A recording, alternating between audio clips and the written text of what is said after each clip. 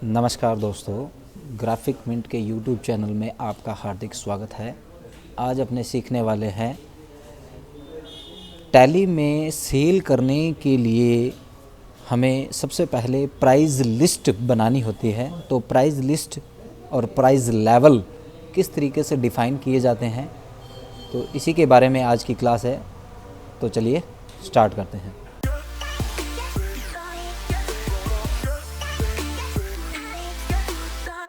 हमने देखना है कि अपना देखो यहाँ पे मैंने यहाँ पे कुछ स्टॉक लिया है कि ये मैंने कुछ गुड्स खरीदे हुए हैं। अब मुझे इनको सेल करना है। तो सेल करने के लिए फ़िलहाल देखो क्या है कि मैं जब भी सेल करना चाह रहा हूँ, यहाँ पे कैश किया मैंने, यहाँ पे मैंने एक सेल्स का अकाउंट ले लिया अंडर सेल ग्रुप के नीचे और इसे सेव करते हुए आइटम विंडो पे आ गया और यहाँ पे मैंने कोई एक आइटम लिया, मैंने यहाँ पे लिखा 10 पीस। तो इसका रेट नहीं आया क्योंकि हमने इसको बताया नहीं कि इसे बेचना कितने में है। तो आज हम बेचने के रेट जो है वो किस तरीके से सेट किए जाते हैं टैली में, यही सीखने वाले हैं। तो इसके लिए सबसे पहले हम F11 प्रेस करेंगे, कंपनी फीचर्स, और यहाँ पर एक ऑप्शन है इन्वेंट्री के अंदर अनेबल मल्टीपल प्राइस लेवल्स। इसे यस सेट करते हुए सेव करेंगे, कंट्रोल के साथ ए दबाया, सेव किया, बाहर आ गए। अब हमें मास्टर्स के अंदर जाना है क्रिएट में और यहाँ पर है प्राइस लेवल। आप यहाँ पे प्राइस एक प्रकार के प्राइस ही रख सकते हैं, एक प्रोडक्ट के आप मल्टीपल प्राइस भी रख सकते हैं। जैसे मैंने किसी एक व्यक्ति को एक प्रोडक्ट 50 रुपये में बेचना है तो मैं उसका दूसरा रेट भी ऐसा निर्धारित करना चाहता हूँ कि कोई उधार में लेने आए या कोई डेप्टर्स हमारा लेने आए तो उसको मैं सस्ते में बेचना चाहता हूँ, यानी 50 रुपये में बेचना चाहता हूँ या 55 रुपये में बेचना चाहता हूँ। इसके लिए मैं यहाँ पे अलग अलग रेट भी सेट कर सकता हूँ। फ़िलहाल मैं यहाँ पे एक ही रेट सेट कर रहा हूँ, प्राइस ए। कंट्रोल ए दबा करके सेव किया।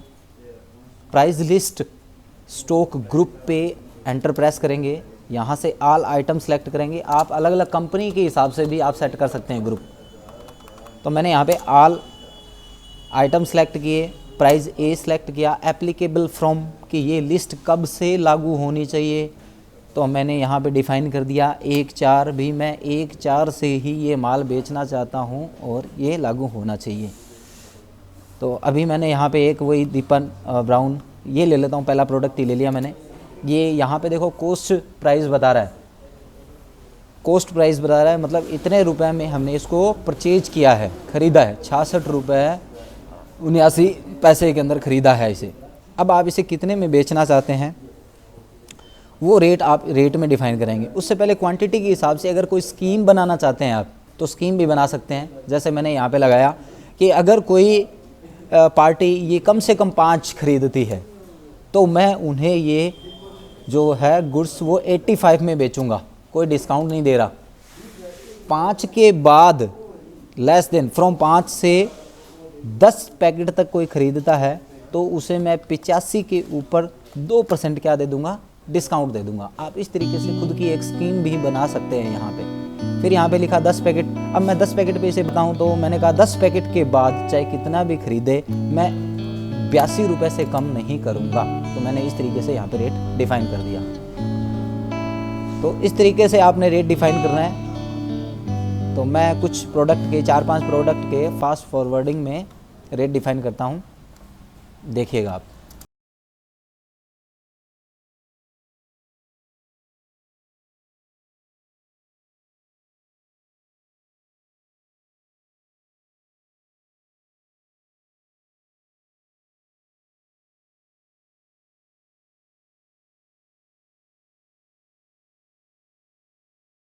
यहाँ पर मैं एक प्रोडक्ट ले रहा हूँ जिसमें मैं कोई स्कीम नहीं लगाना चाहता। तो आप डायरेक्ट क्या करोगे, रेट फील्ड में आ कर के बस इसका रेट डिफ़ाइन कर दीजिए। मैंने यहाँ पे लिख दिया इसका मैं 65 में बेचना चाहता हूँ, कोई स्कीम नहीं है इसके ऊपर। एंड दबाते हुए मैं इसको सेव कर रहा हूँ। तो मैंने ये कुल मिला करके 5 प्रोडक्ट लिए हैं। अब मैं इनको सेल करना चाहता हूँ तो वाउचर पे गए, F8 की प्रेस किया। फिर आपको यहाँ पर F11 की प्रेस करके ये सुनिश्चित करना है कि use discount column in invoice ये ऑन होना चाहिए, क्योंकि हमने वहाँ पे स्कीम निर्धारित किया था कि डिस्काउंट देना है। तो ये चीज़ आपकी ऑन रहनी चाहिए इसमें।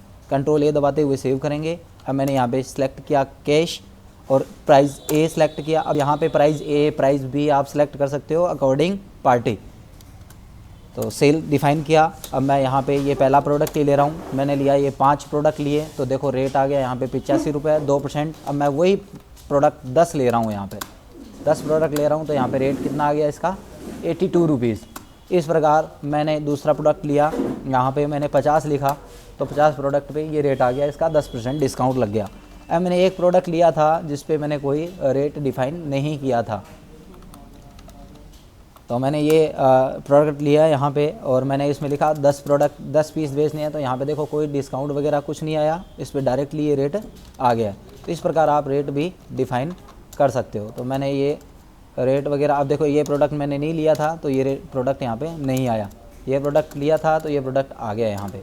अब यहाँ पे SGST लगाएंगे, CGST लगाएंगे। अभी इसमें देखो क्या है कि टैक्स वगैरह हमने ऑन नहीं किया हुआ था। देखो tax rate, tax type, note specified, ये जो विंडो है ये आपको ओल्ट के साथ यहीं पे रहते हुए ओल्ट के साथ ए दबाना है और फिर ओल्ट के साथ F1 दबा सकते हो आप डिटेल व्यू के लिए। तो आपको यहाँ पे GST एनालिसिस के अंदर बता देगा कि इनमें रेट लगा हुआ है या नहीं लगा हुआ है। चलिए हम एक प्रोडक्ट में रेट लगा करके देखते हैं कि यहाँ पे शो हो रहा है कि नहीं हो रहा है। तो मैंने किसी भी एक प्रोडक्ट पर गया और कंट्रोल के साथ एंटर प्रेस किया।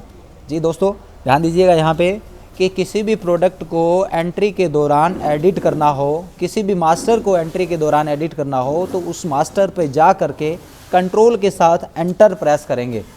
कंट्रोल के साथ एंटर प्रेस करते हुए उस मास्टर को आप क्या कर सकते हो, एडिट कर सकते हो। तो मैंने यहाँ पे इसको टैक्सेबल किया, यहाँ पे 18% इस पर टैक्स लगा दिया। अब देखते हैं अपने इस पर टैक्स शो हो रहा है कि नहीं हो रहा। ओल्ट के साथ में ए दबाया, ओल्ट के साथ में F1, तो यहाँ पे देखो, ये देखो यहाँ पे बता रहा है कि इनमें टैक्स नहीं लगा हुआ है और यहाँ पर टैक्स लगा हुआ है। कितना % टैक्स लगा हुआ है ये भी बात आएगा यहाँ पे। तो हमें इसे एंटर दबाते हुए इसको क्या करते हैं, सेव करते हैं। यहाँ पे मैंने लगा दिया राउंड ऑफ, एंटर दबाया, एंटर दबा के इसको सेव किया। ये बिल आपको डे बुक में भी शो करेगा कि आपने सेल कर दी। दूसरा, आप प्रॉफिट एंड लॉस में जा कर के भी देख सकते हो कि आपने टोटल कितने की सेल कर दी, आपका क्लोजिंग बैलेंस कितना पड़ा है।